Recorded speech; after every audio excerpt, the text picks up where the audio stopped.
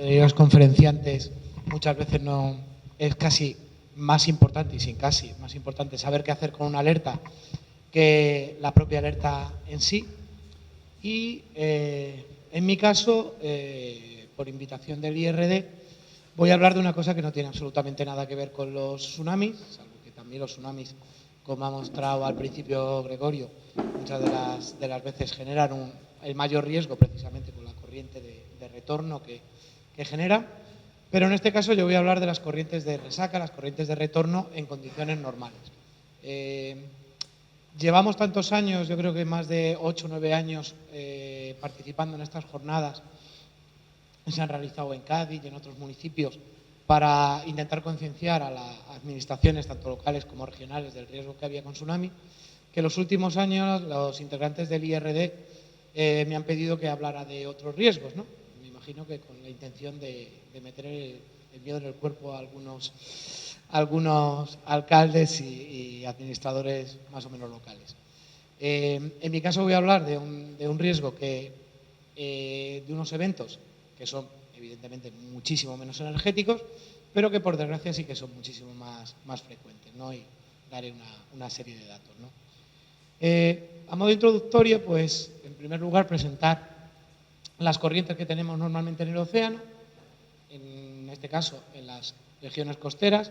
Vamos a tener unas corrientes que van a ser, las podemos dividir en corrientes que son paralelas a la costa. Las corrientes fundamentalmente van a ser generadas por el oleaje y generadas por el viento. Estas corrientes las podemos resumir fundamentalmente en las corrientes de deriva litoral, que son las que nos van a transportar el sedimento a lo largo de toda nuestra costa, que nos van a traer, en el caso de Chipiona, las arenas que van a alimentar nuestras playas procedentes de la desembocadura del río Guadalquivir y también de la desembocadura del río Guadiana, que en muchos casos son las que van a alimentar mucho más nuestra costa, pero que no suelen generar grandes riesgos, ¿no? Y por otro lado tenemos las corrientes perpendiculares a la costa, ¿no? Las corrientes que van a ser, en líneas generales, provocadas en algunas zonas de desembocadura, en algunas zonas de salidas de puerto, pero también generadas porque si tenemos constantemente la acción del oleaje rompiendo sobre nuestra costa y ese agua que transporta el oleaje, que rompe sobre nuestras costas, no vuelve, tendríamos una inundación constante, ¿no? Por tanto, ese agua que apila el oleaje y apila a veces la marea en nuestra costa, en las mareas meteorológicas que antes mencionaba Begoña, tiene que volver, ¿no? Y ese retorno normalmente va a generar esas corrientes de tipo transversal perpendicular, ¿no? En algunos casos, cuando tenemos algún accidente natural, como es el cabo de Trafalgar que tenemos aquí, o bien tenemos una obra portuaria, un dique, la corriente que viene paralela a la costa se va a convertir en perpendicular, simplemente por unas condiciones de contorno, ¿no? O sea, vamos a tener esa transformación, ¿no? Luego veremos que esto tiene una implicación dentro de las corrientes de resaca y va a ser uno de los tipos de las corrientes de resaca. Bien, ¿qué problemática tienen las corrientes de resaca? Pues bien, como vemos aquí, se supone que el 80% de los rescates y de las muertes que se producen por ahogamiento en las costas son debido precisamente a esas corrientes de resaca. Los datos que tenemos aquí son del gobierno de los Estados Unidos. ¿Por qué? Porque en muchos de los países, incluido el nuestro, pero también de nuestro entorno, no se tienen datos realmente del número de ahogados que tenemos si están relacionados directamente con las corrientes de resaca.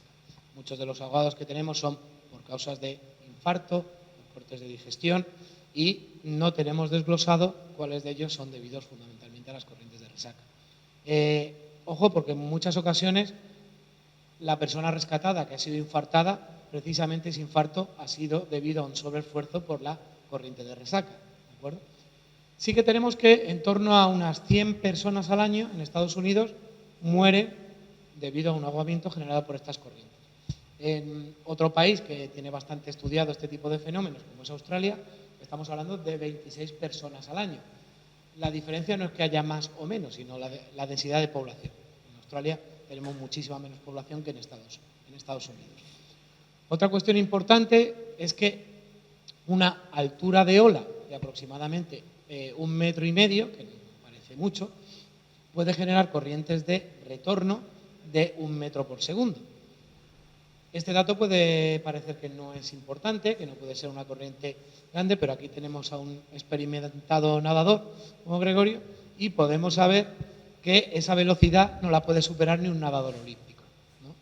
En algunos ensayos hechos tanto en Japón como también se han hecho en canales de oleaje en Holanda, sabemos que con una corriente de 1 metro por segundo, con el agua por la cintura, un adulto le cuesta mucho avanzar, incluso moverse andando, y puede llegar a ser arrastrado, lo cual nos indica el grado de peligrosidad, ¿no? Y por último, ¿qué es lo que se está haciendo en algunos países? Pues se están empezando a hacer clasificaciones de playa, ¿no? En función de algunas de las variables que veremos a continuación, se pueden clasificar las playas en función de su peligrosidad, ¿no? Desde playas que tienen un valor de 1, que serían las menos peligrosas desde el punto de vista de la generación de estas corrientes de resaca, hasta playas con un valor de 10, que serían las más peligrosas, ¿no? Aquí incluso en la provincia podríamos hablar de algunas que incluso nuestros padres y nuestras madres nos dicen qué playas son las peligrosas ya, ¿no? Bien, ¿qué casos tenemos en nuestro entorno, ¿no? Aquí tenemos algunas noticias de las cuales resaltaré este evento, que un poco fue el evento que nos empezó a hacer colaborar con el IRD y generar un informe a partir fue en el año 2012, ¿no? Pero ha habido eventos de ahogamientos por corrientes de resaca a lo largo de los últimos años. Incluso el último ha sido este pasado mes de septiembre, octubre, me parece, en la playa de la Línea, que por las características del ahogamiento parece que fue debido a una corriente de resaca, ¿no?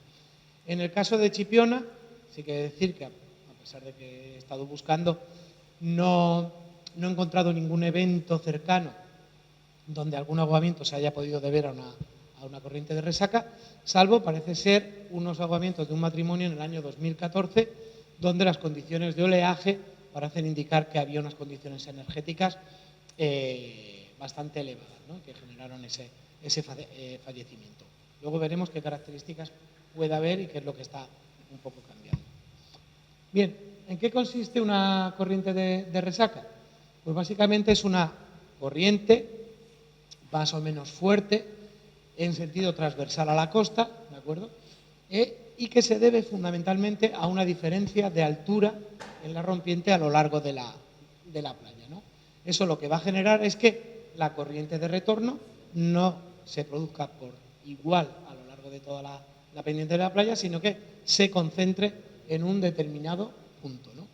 Y en la mayoría de las ocasiones lo que va a generar son células de transporte, es decir, vamos a tener diferentes corrientes de resaca a lo largo de la costa, ¿de acuerdo?, generando celdas de circulación, ¿no?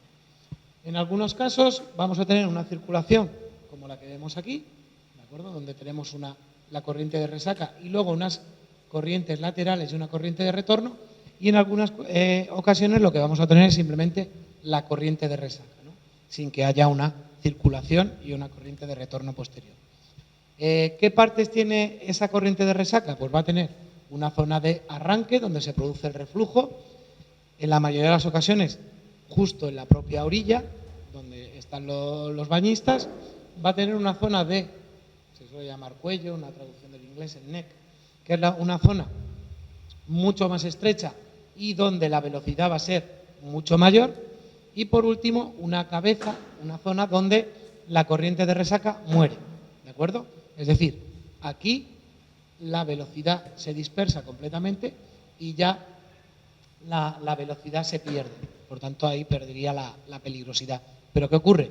En una zona mucho más profunda, ¿de acuerdo?, donde los bañistas normalmente no van a hacer pie y en muchas ocasiones están agotados. ¿De qué va a depender las corrientes de resaca? Pues en primer lugar, efectivamente, de la altura de ola.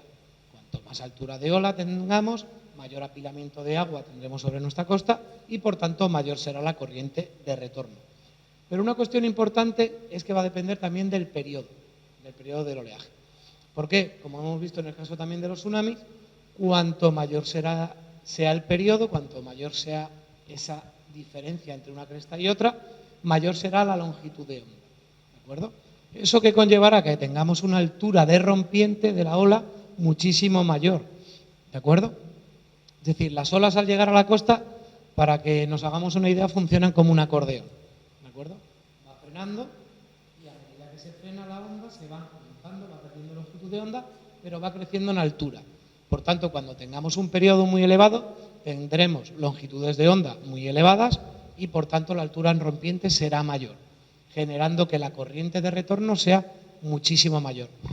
Esto es importante porque muchas veces las corrientes de resaca no se van a generar solo durante unas condiciones de un gran temporal, ni que tengamos unas condiciones que nosotros a simple vista veamos que sean de una gran energía, sino que se pueden generar durante condiciones de mar de fondo, ¿de acuerdo? Lo que llaman los marinos un mar de fondo, donde las condiciones que veamos a simple vista sean de un día soleado, un día sin viento, pero se estén generando grandes roturas de oleaje justo en nuestra playa. ¿De qué otra variable depende? Pues de las características topobatimétricas, es decir, de la topografía que tenga nuestra playa en la zona elevada, pero de la topografía que tenga también en la parte sumergida. Fundamentalmente tenemos que tener en cuenta que tengamos unas playas con una elevada pendiente. Esto va a hacer que la gravedad funcione a favor de esa corriente de resaca, generando que las velocidades sean mucho mayores. Pero también influye que tengamos una topografía variable a lo largo de la playa y que nos encontremos en algunos casos con pequeñas zonas donde haya canales que atraviesen nuestras barras, nuestros depósitos de arena en la zona sumergida. Eso genera que se canalice por allí las corrientes de retorno, generando fuertes velocidades y generando, como decía, ese cuello de la corriente de resaca con unas velocidades muy elevadas. Por otro lado, va a depender de la marea, ¿de acuerdo? En muchas ocasiones vamos a escuchar a nuestras padres y madres también hablándonos como durante las condiciones de vaciante es más normal que haya unas condiciones de resaca, de condiciones de arrastre, ¿no? Pero sobre todo va a condicionar en cuanto a las condiciones que tenga nuestra propia playa. Porque, por ejemplo, si vemos aquí en este perfil de playa, durante las condiciones de pleamar, resulta que la mayoría de nuestras playas van a tener mucha mayor pendiente, sobre todo cuando estamos hablando de condiciones de verano. Pero si estamos en bajamar, fijemos que ahora el nivel del mar estaría aquí, nuestra playa prácticamente no tiene pendiente, es una pendiente muy plana. Por tanto, la corriente de retorno durante las condiciones de bajamar va a ser mucho menor, ¿de acuerdo? Por tanto, es muy normal que durante las condiciones de pleamar en nuestras playas tengamos unas condiciones de resaca mucho más peligrosas. Y por último, que tengamos corrientes longitudinales.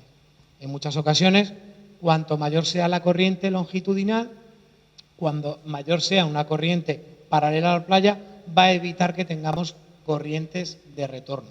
Ojo, esto no quiere decir que las corrientes longitudinales a veces no sean peligrosas y se puedan llevar a una persona, pero normalmente se la van a llevar lateralmente, no generando ese arrastre hacia zonas mucho más profundas. ¿Qué tipos de corrientes de resacas tenemos? Pues podemos dividir en tres grandes tipos, ¿no? Según este trabajo hecho por Bruno Castell y sobre todo por el señor Rob Brander, ¿no? Que si lo buscan por internet, de hecho en el mundo de la oceanografía costera, ¿no? Y en el mundo de las playas lo llaman de hecho el doctor Rip, que es como se denominan Star Trek Currents, que es como se denominan en inglés a las corrientes de resaca, ¿no? Pues hicieron esta clasificación, ¿no? Y podemos tener tres tipos, ¿no? Tres grandes tipos, ¿no? Por un lado, las corrientes que se nos generan en zonas de playas completamente planas y que van a estar controladas fundamentalmente por la hidrodinámica, solo y exclusivamente por las condiciones de oleaje, y que tengamos, porque no tengamos un oleaje totalmente paralelo, tengamos condiciones y alturas de rompiente diferentes a lo largo de toda la costa. Otro tipo, que van a estar condicionadas por la topobatimetría, es decir, por la morfología que tengamos de nuestra playa, bien por la presencia de, por ejemplo, formas rítmicas, esas cúspides que se nos forman a veces a lo largo de nuestra playa, o que tengamos barras sumergidas en la parte inferior y en esas barras aparezcan canales de desagüe, ¿de acuerdo?, que van a canalizar precisamente esas corrientes. Y por último, unas corrientes de resaca condicionadas por unas condiciones de contorno, ¿no?, como las que veíamos, generadas por la presencia de un cabo, por la presencia de un espigón, ¿no? Sí, por ejemplo, tenemos estos ejemplos aquí donde vemos una playa completamente plana, donde en principio parece que hay la misma topografía, pero donde se nos generan estas corrientes de retorno, ¿de acuerdo? O como esta que vemos aquí, en una playa también plana, donde vemos que no hay ningún indicio para que se nos forme una corriente perpendicular a la costa, ¿no? Quizá este tipo de corrientes de resaca sean las más peligrosas porque a priori son las más difíciles de predecir que se nos vayan a formar, ¿no? Van a depender solo de esos condicionantes hidrodinámicos. Como vemos y como os decía, aquí tenemos cómo las corrientes de resaca son peligrosas cuando la altura del oleaje y las condiciones son importantes. Aquí vemos unas pequeñas corrientes de resaca, pero vemos que no tienen ningún peligro, ¿no? En cuanto a las que están controladas por la topografía, pues aquí vemos un ejemplo claro, ¿no?, donde tenemos una barra en la zona sumergida, una zona donde no aparece esa barra y precisamente esa zona es donde se va a canalizar esa corriente de retorno del oleaje, ¿de acuerdo? Si tenemos un bañista en esta zona que va andando, ¿de acuerdo?, prácticamente hace pie y cuando llega a esa zona es arrastrado hacia aguas adentro, ¿no? O una playa con formas rítmicas como la que tenemos aquí y donde nos encontramos también con esas corrientes de retorno, ¿de acuerdo?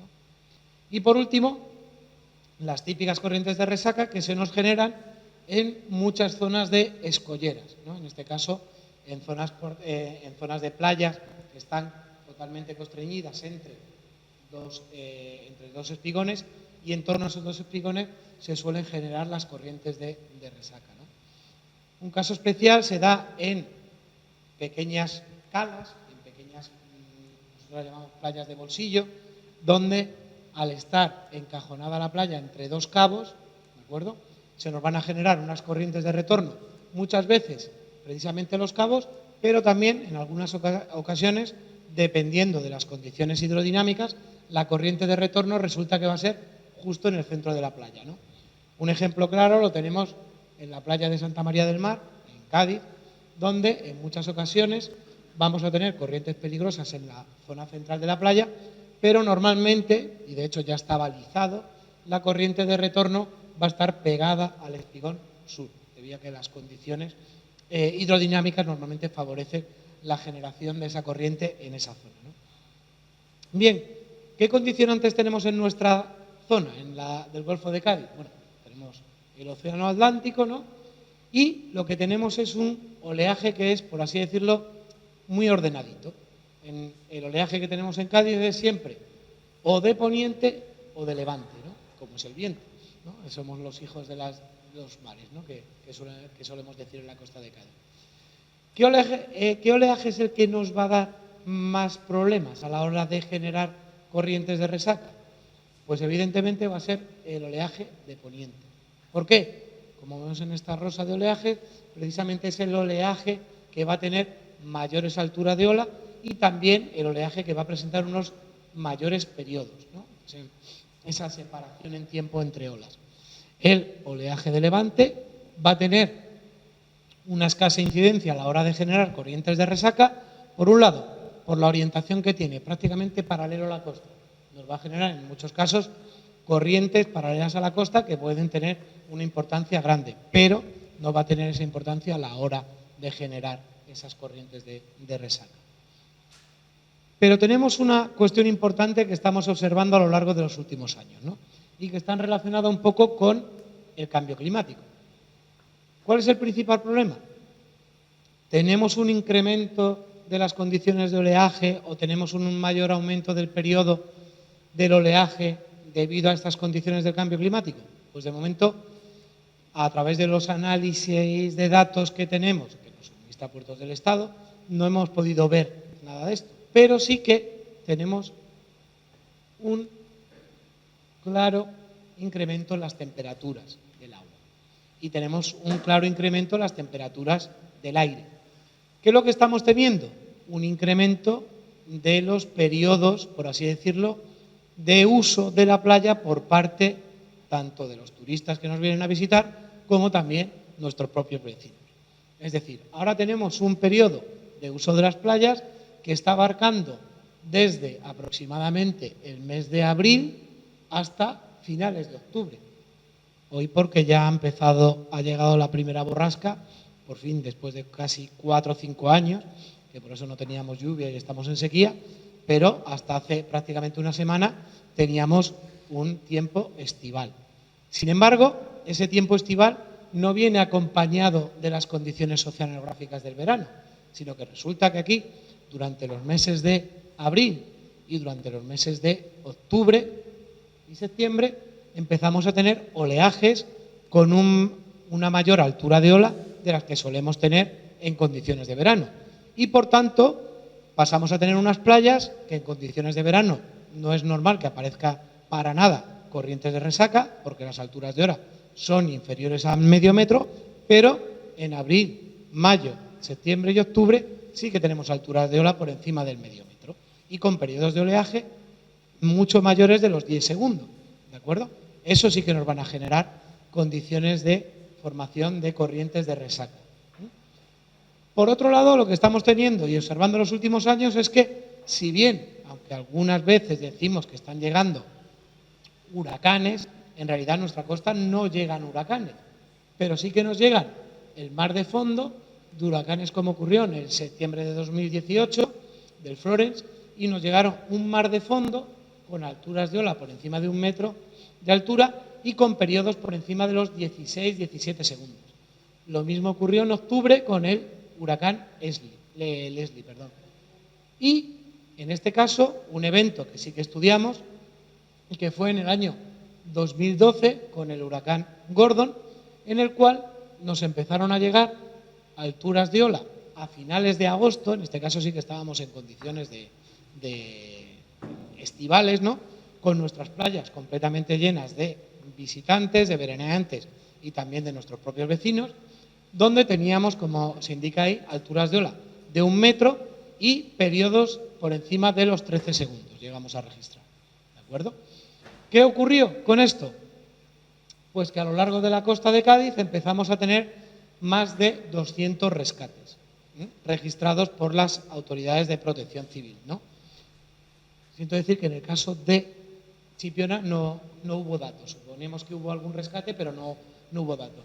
Sí que hubo numerosos rescates en la zona de Conil, hubo numerosos rescates en la zona de San Fernando. De hecho, hubo graves problemas en la playa de Camposoto. Pero bueno, en la zona de Vejer, precisamente en la zona de Palmar, una zona de bastante energía, tuvimos numerosos rescates debido a las condiciones de oleaje que se dieron durante esos días, ¿no? En una modelización hecha junto con la gente del Instituto de Hidráulica de Cantabria, pudimos ver aquí las velocidades, ¿no?, de flujos y reflujos que se registraron a lo largo de la costa, ¿no? En algunos casos por encima de los 30 centímetros por segundo, ¿de acuerdo? Eso generó fuertes corrientes de resaca y, en muchos casos, una gran peligrosidad. ¿Qué ocurrió? En muchos ayuntamientos donde estuvimos hablando y donde no se esperaban esas corrientes de resaca, en ninguno de esos ayuntamientos durante esos días se elevó la bandera roja, ni siquiera la bandera amarilla, no eran capaces de detectar que se iban a producir esas condiciones. No se podía prever, no se podía haber conocido que esas condiciones iban a llegar, no teníamos los sistemas de alerta, por así decirlo, o nuestras redes de observación preparadas. Pues no. ¿O sí? En este caso tengo que decir que sí. ¿Cómo lo sabemos? Pues bueno, una de mis aficiones, aparte de a lo que me dedico, es el surf. Y os puedo decir que los días 20, 21 de agosto, a las 8 de la mañana, todas las playas estaban llenas de surferos Porque todos sabíamos lo que estaba llegando. Sabíamos que estaban llegando olas por encima del metro y del metro y medio y con largos periodos, que iban a generar grandes alturas de ola en rompiente. Pero, sin embargo, lo que no teníamos eran nuestros sistemas de protección civil capaces de leer, ¿no?, como decía Begoña antes, capaces de leer lo que las redes de observación y las redes de, en este caso, predicción que tiene, por ejemplo, Puertos del Estado, nos estaban indicando, ¿no? Entonces, a partir de ahí, ¿qué es lo que tenemos que tener? Pues, por un lado, como decía inicialmente, por un lado tenemos que tener la clasificación de nuestras playas, ¿no? Saber qué playas, en función de la topobatimetría o de las condicionantes de contorno, ¿no?, como la presencia de diques, pueden ser más o menos peligrosas. Por otro lado, realizar cursos de formación, ¿no?, tanto, sobre todo, a los socorristas, y que sean capaces de, cuando ven la previsión que realiza Puertos del Estado, que pueden ir a la página de Puertos del Estado, saber identificar una posible condiciones peligrosas, ¿no?, en los próximos días. Hacer actividades de divulgación, tanto en colegios como en asociaciones de vecinos, para que sepan identificar qué condiciones pueden ser peligrosas y cómo se puede distinguir una corriente de resaca. Realizar prevención in situ. Esto se hace tanto en Estados Unidos como en Australia, pero lo están haciendo actualmente también nuestros vecinos portugueses, que tienen playas bastante energéticas y donde los socorristas son capaces de identificar ya esas corrientes de resaca y balizarlas a primera hora de la mañana. Y, por último, acompañarlo con labores de investigación, ¿no? Ahora os enseñaré algunos proyectos, cómo fácilmente se pueden identificar esas corrientes de resaca. Bien, para mostraros, a ver si funciona el vídeo, cómo se pueden distinguir estas corrientes de resaca, ¿no? Este vídeo hecho por las autoridades australianas. Aquí vemos, ¿no?, una zona oscura, ¿no?, una zona que a veces es más peligroso porque no aparecen roturas de oleaje, aparece una zona y además entran los bañistas porque no aparecen olas en esa zona, pues precisamente la zona más peligrosa. El hecho de que aparezcan, por ejemplo, voy a poner otra vez, ¿no?, esas manchas, en algunos casos esas manchas en nuestra zona se van a distinguir por la presencia de sedimentos. En vez de ser una mancha oscura donde no hay sedimentos, en nuestra zona aparecen sedimentos arrastrados. Otra cuestión que aparece es, fijaros, precisamente la zona donde no rompe el oleaje es la zona donde se va a encontrar la corriente de resaca. Y normalmente el bañista va a ir a esa zona donde ve menos oleaje y es lo más peligroso. Cuando aparecen restos, por ejemplo, o zonas que veamos como una superficie rugosa, ¿no?, como si estuviera el agua hirviendo, el clapotis que a veces llamamos nosotros. Esa es una zona que nos indica la presencia de una corriente de resaca. Y, sobre todo, que aparezca, por desgracia en nuestras playas tenemos mucha basura, que aparezca basura flotando al final del cuello de la resaca, ¿no? Nos va a indicar esa presencia de la resaca, ¿no? Es interesante poner, como hacen en algunas playas ya de nuestro entorno, este tipo de cartelerías, ¿no? Cómo comportarse ante un evento de resaca. Es muy sencillo, no intentar nadar en contra de ella, ¿no? Este vídeo también es bastante ilustrativo y donde lo que tenemos que hacer es o nadar lateralmente, ¿de acuerdo? En algunos casos a veces es un poco peligroso porque podemos tener una corriente lateral también que nos vuelve a devolver a la corriente de resaca y nos vuelve a arrastrar al exterior, ¿de acuerdo? Pero dejarnos arrastrar también es la otra opción, nos va a sacar, manteniendo la calma, fuera de la corriente de resaca, nos va a dejar en la cabeza de esa corriente de resaca y ahí podemos ser rescatados o volver por fuera, pero nunca lo que debemos hacer es intentar nadar hacia la orilla porque nos va a cansar, en algunos casos, como decía, muchas veces los rescatados lo que están es infartados por el sobreesfuerzo, ¿de acuerdo? ¿Cómo podemos trabajar con ello? Pues aquí os pongo un ejemplo en el País Vasco, donde a través de la utilización de videocámaras situadas en las playas, a primera hora de la mañana los servicios de protección civil identifican las zonas donde pueden haber corrientes de resaca, porque se ven muy bien a través de la utilización de esas videocámaras, se baliza la playa y los socorristas evitan el baño en esas zonas, ¿no?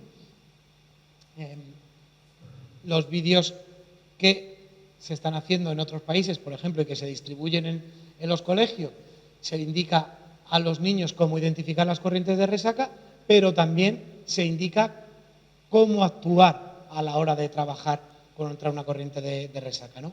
Sobre todo se indica cuidado, no bañarse en playas donde no hay socorrista, donde no hay vigilancia y, sobre todo, no bañarse, aunque en nuestro país no se hace mucho caso, cuando hay una bandera roja bajo las condiciones de oleaje, ¿de acuerdo?